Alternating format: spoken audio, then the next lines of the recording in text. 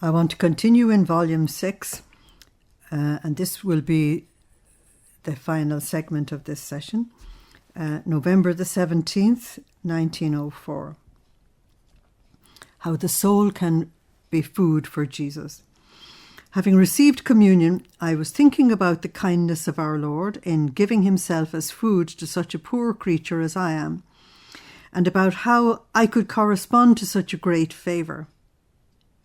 While I was thinking of this, blessed Jesus told me, "My daughter, just as I make myself food for the human creatures, so she can make herself my food, converting all of her interior into nourishment for me, in such a way that her thoughts, her affections, her desires, her inclinations, her heartbeats, her sighs, her love, everything should tend towards me. And I, on seeing the true fruit of my food," because he feeds us so that we will be able to live in union with him, which is to divinize the soul and convert everything within myself, would come to nourish myself with the soul, that is, with her thoughts, with her love, and with all the rest. In this way, the soul could say to me, "Just as you have reached the point of making yourself my food and giving me everything, I too have made myself your food. There's nothing left to give you, because everything I am and everything I have is yours." Now, we sing that to the Lord and we make prayers of it, but the thing is, it has got to become a reality, not just words, that everything in us actually genuinely does belong to the Lord. So Luisa says, "In the meantime, I understood the enormous ingratitude of human beings, because while Jesus deigns to reach such excessive love as to make himself our food, we then deny him his food and cause him to remain on an empty stomach." November the 18th, 1904. This is a very important message. The heaven of Jesus on earth is the souls that give a dwelling to his divinity. So what makes Jesus happy and able to have a place to live on earth are souls who will live in the divine will. "As I was in my usual state," Luisa said, "my adorable Jesus came for just a little. And he told me, 'My daughter, when I come upon the earth, my heaven, when I came on the earth in the incarnation, my heaven was my humanity.'" Now, the humanity of Jesus contained the divinity as well, so that's why it was his heaven. "And just as in the heavens one can see the multitude of stars, the sun, the moon, the planets, the vastness, all placed in good order, in the same way, my humanity, which was my heaven, it was the image of the heavens that exist above us, in which everything is orderly. It was to make the order of the divinity dwelling inside shine forth, that is, virtues, power, grace, wisdom, and the like. So all the virtues are the stars, and the planet is our interior given to the Lord. Now, when the heaven of my humanity ascended into heaven after my resurrection, my heaven upon the earth was to continue to exist, because after all, he is risen from the dead. And it is the souls who give a dwelling to my divinity. That's where he has his dwelling on earth. That's 1 Corinthians 3:16. "Know you not that you are the temple of the living God, and that God dwells in you?" Also Luke 17:21. "Dwelling in them, I form my heaven, and from them also do I make the order of the virtues contained inside shine forth."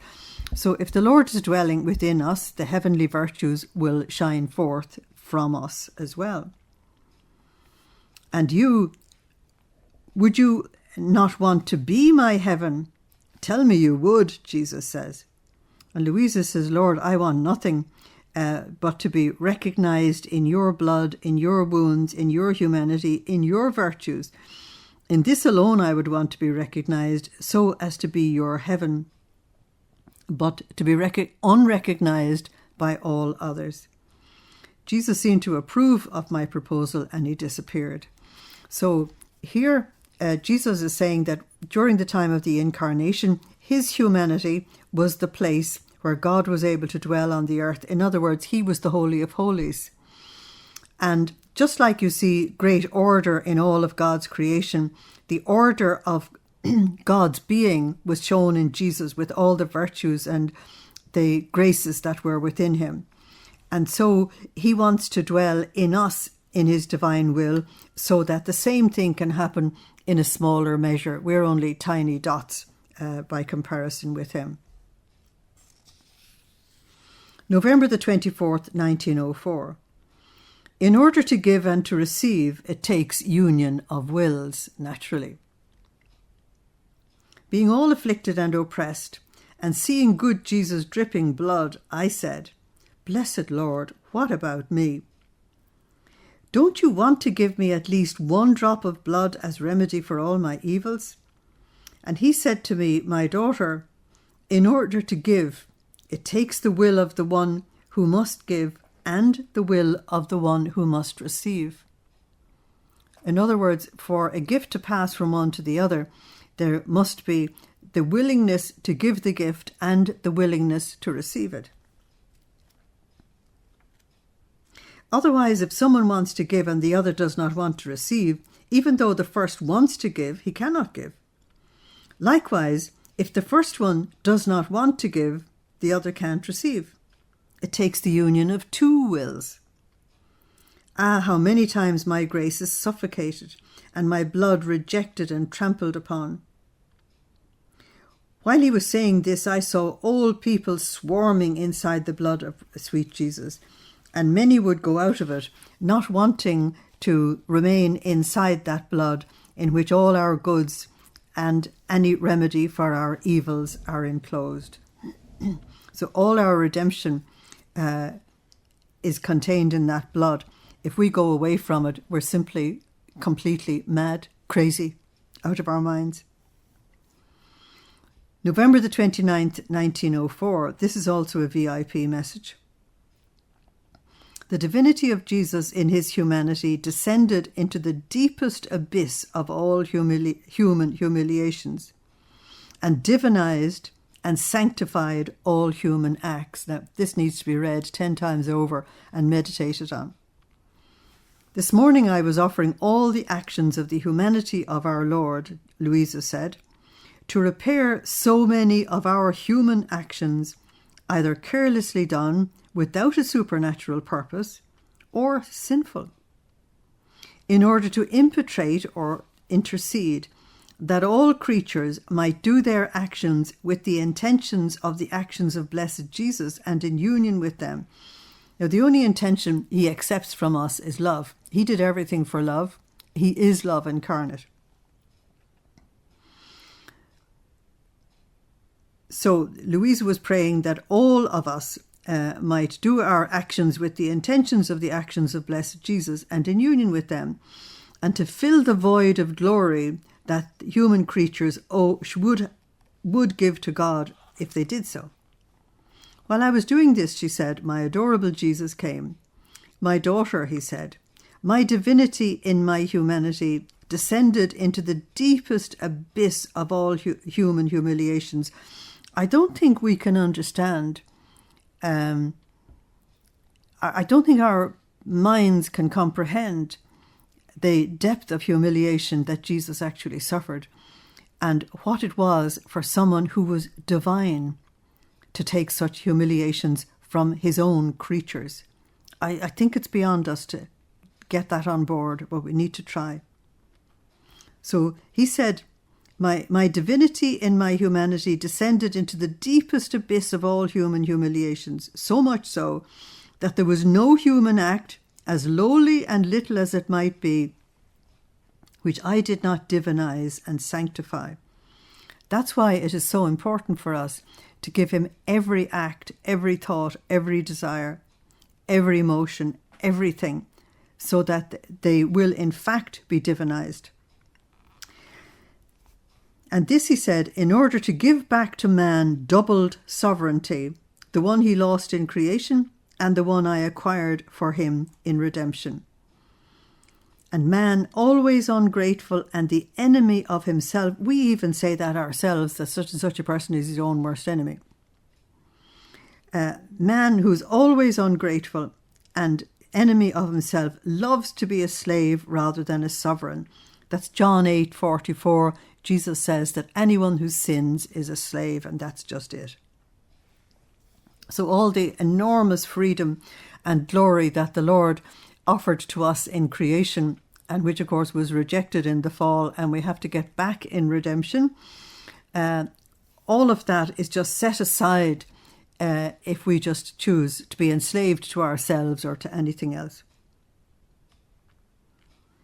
By a means so easy, that is, with the intentions of his actions to mine, he could render his actions deserving of divine merit. Please underline that in green, white and gold. All you have to do is align your intentions with his, your love with his, your experiences with his. That's all. You have to align it with his and offer it to the Father with his intentions, to have everything completely divinized. With a means so easy, that is, with the intentions of his actions united to mine, he could render his actions deserving of divine merit. But he wastes them and loses the device of king and sovereign over himself, uses the privilege, we would say, rather than device, of being king and sovereign over himself. Having said this, he disappeared, and Luisa said, I found myself back to myself. So December the 3rd, 1904, the so-called mistakes that are in these writings, Luisa discusses it with Jesus. Continuing in my usual state, Luisa said, I found myself outside of myself, cast to the ground before the sun, which of course is the divine will, whose rays penetrated through the whole of me, inside and out, leaving me as though enchanted. After much time, tired of that position, I began to crawl on the ground, for I did not have the strength to get up and walk. Then after I struggled very much, a virgin came who took me by the hand and led me inside a room on a bed in which there was the baby Jesus placidly sleeping. Content for having found him, I placed myself near him, but without waking him up. After some time he woke up and he began to stroll on the bed. And I, fearing that he might disappear, said, Pretty little one of my heart, you know that you are my life. Please do not leave me. He said, Let us establish how many times I must come. And Luisa said, My only good, what are you saying? Life is always necessary, therefore always, always. In the meantime, 2 priests came, and the baby withdrew into the arms of one of them, commanding me to speak to the other. This one wanted an account of my writings, and was reviewing them one by one. Fearing, I said to him, Who knows how many mistakes are in there? And he, with affable seriousness, said, What mistakes? Against the Christian law? And Luisa said, No, grammar mistakes. And he said, Well, that doesn't matter. Only theological mistakes would actually be something you'd have to be concerned about. So Luisa, gaining confidence, added, I fear that it may all be an illusion. And he, looking straight at me, replied, Do you think I need to review your writings to know whether you are a deluded one or not? With 2 questions that I will ask you, I will know whether it is God or the devil who operates in you. First, do you think that you have deserved all the graces that God has given to you, or that they have been gift and grace from God? Luisa said, Everything by the grace of God. Second, do you think that of all the graces that the Lord has given to you, your good will has anticipated grace, or that grace has anticipated you? And Luisa said, Certainly grace has always anticipated me. Well, then he said, These answers make me understand that you are not deluded.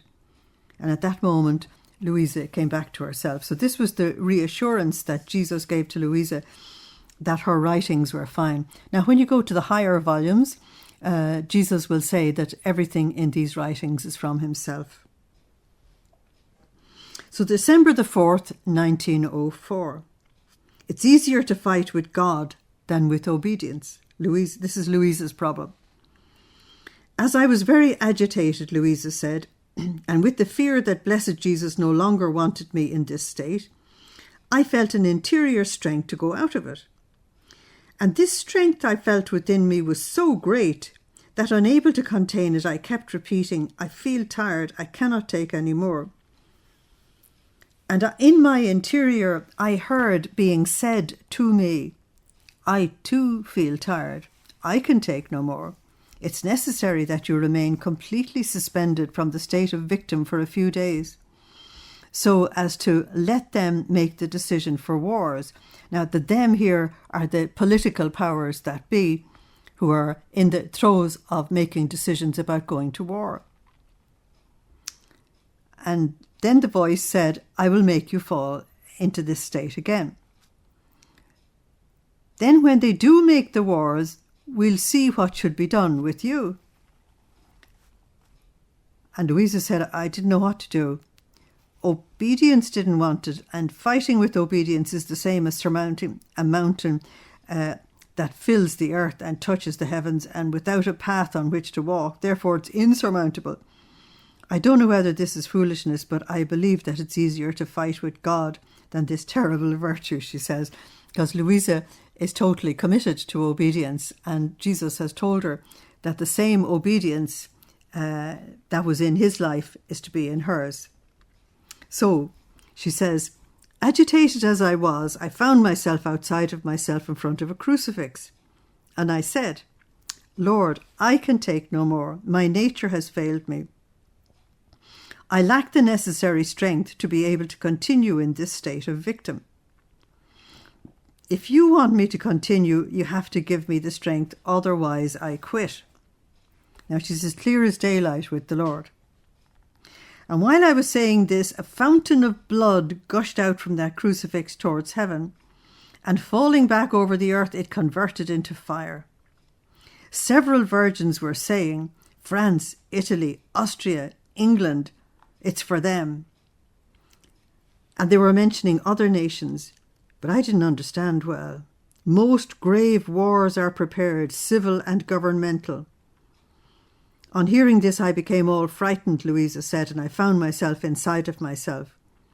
I myself could not decide what I should follow, whether the interior strength that pushed me to go out of this state of victim or the strength of obedience that pushed me to stay. Both of them were strong and powerful over my weak and poor being. So far, it seems that obedience prevails, though with difficulty, and I don't know where I will end up. So here she has been given the great warning about the First and Second World Wars. I'll give you Amos 3:7. The Lord never does anything without telling the prophets first. He always lets the ones who are close to him know what is coming, and therefore they can pray and they can intercede and make reparation, and they can also warn the rest of us. So notice the countries in Europe that were going to be central to the First and Second World Wars here. So the last text that I'm doing now, and then volume 6 is complete, is December the 6th, 1904.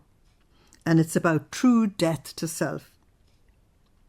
The beginning of eternal beatitude is to lose every taste for one's own. Okay? That's Matthew 5, verses 2 to 12. As I continued struggling, Luisa said, blessed Jesus came for just a little, and I saw myself as naked, stripped of everything. Perhaps a soul more miserable than I cannot be found. So extreme is my misery. What a dismal change. If the Lord does not make a new miracle of his omnipotence to make me rise again from this state, I will certainly die of misery. Then blessed Jesus told me, my daughter, courage. The beginning of eternal beatitude is to lose every taste for one's own. Now, if you're to choose God's will, you have to let go of your own will. If you have to choose God's ways, you have to let go of your own ways.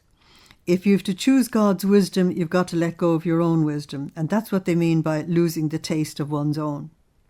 In fact, as the soul keeps losing her own tastes, that's her ways of being and all the rest of it, the divine takes possession of her, and the soul, having undone and lost herself, no longer recognizes herself. She finds nothing else of her own, not even spiritual things. Now, there are people who are prepared to sacrifice material things, not at all willing to sacrifice spiritual things. There are people who think they are holy, they think they're close to God, but they wouldn't let go of their own opinion if you paid them. They wouldn't let go of things that they are completely dogmatic about. But you find that as you travel from the beginning to the end of the spiritual life, you've got to let go more and more and more and more. Let me give you an ordinary example. I was told about a meeting that took place in a school in Ireland. And this school took care of children from the beginning to the end of school life, so primary and secondary and kindergarten as well. And at one stage, the priests who were running this school decided that they would put all the parents together at one meeting to talk about rearing children. And the person who told me about it said she was utterly fascinated at what happened, that the parents who had children under the age of 2 were completely dogmatic about how children should be reared. And as you spoke to the parents with children who were 5 and 7 and 9 and 11 and 15 and so on, the higher you went in the child's age, the less dogmatic the parents were. And the parents of teenagers had nothing whatsoever to say about child rearing, because everything they had ever believed had been challenged by their own children. And so as they went along in their parenting, they discovered they had to let go and let go and let go and learn completely new ways. It's exactly the same in the spiritual life. The people who are completely dogmatic about how to get close to God and how to pray and all the rest of it are at the beginning stages. The people who have most experience in the spiritual life are the silent ones who don't preach and who listen. Why? Because they've been challenged in absolutely everything they have ever believed. And they've had to let go, they've had to sacrifice, they've had to deny themselves, and very particularly opinions that they held on to very tightly, they had to let go of. So let's read this again now. My daughter, courage. The beginning of eternal beatitude or happiness is to lose every taste of one's own. That you've got to let go of everything. In fact, as the soul keeps losing her own taste, the divine taste takes possession of her. And the soul, having undone and lost herself, no longer recognizes herself. She finds nothing else of her own, not even in spiritual things. Seeing that the soul has nothing else of her own, God fills her with all of himself and replenishes her with all of the divine happiness. So you let go of the human happinesses and the divine happiness moves in. You let go of the human satisfactions and the divine moves in. You let go of the human will and the divine moves in. Only then can the soul be truly called blessed, because as long as she has something of her own, she could not be exempt from bitterness and fears, nor could God communicate his happiness to her. No soul that enters the port of eternal beatitude can be exempted from this point. Please underline this in green, white and gold. This is extremely important. I'm going to read it again. No soul that enters the port of eternal beatitude, that means that enters heaven, can be exempted from this point. Painful, yes, but necessary. Nor can she do without it. Generally, they do it. That means they surrender, they let go. at the point of death, and purgatory does the rest. That's really sad, because it was not meant to be like that. Your purgatory should be on earth. And so when you come to the day of your death, everything has been surrendered, everything has been given, and so you go straight to heaven. Generally, people only make this surrender at the point of death, and purgatory does the last job. This is why, if creatures are asked what God's taste is, what divine beatitude is, these are things unknown to them because they've never tasted them. They couldn't articulate anything about it. But with the souls who are my beloved, since they have given themselves completely to me, I do not want their beatitude to have its beginning up there in heaven, but to have its beginning down here on earth. When Jesus proclaimed the Beatitudes in Matthew 5, he intended that to be here on the earth and as our foretaste of glory. I want to fill them not only with the happiness, with the glory of heaven, but I want to fill them with the goods, with the sufferings, with the virtues that my humanity had on earth. Therefore I strip them not only of material tastes, which the soul considers as dung, but also of spiritual tastes. We find that difficult to let go, in order to fill them completely with my goods and to give them the beginning of eternal beatitude. The Lord takes only what we can't take into heaven with us, and he gives us what we can only take into heaven with us. Therefore, not to allow him to give us the only baggage that is allowed on our journey to heaven is utter and complete foolishness. So at this stage, I have completely recorded volume 6, because the rest of the text is already recorded.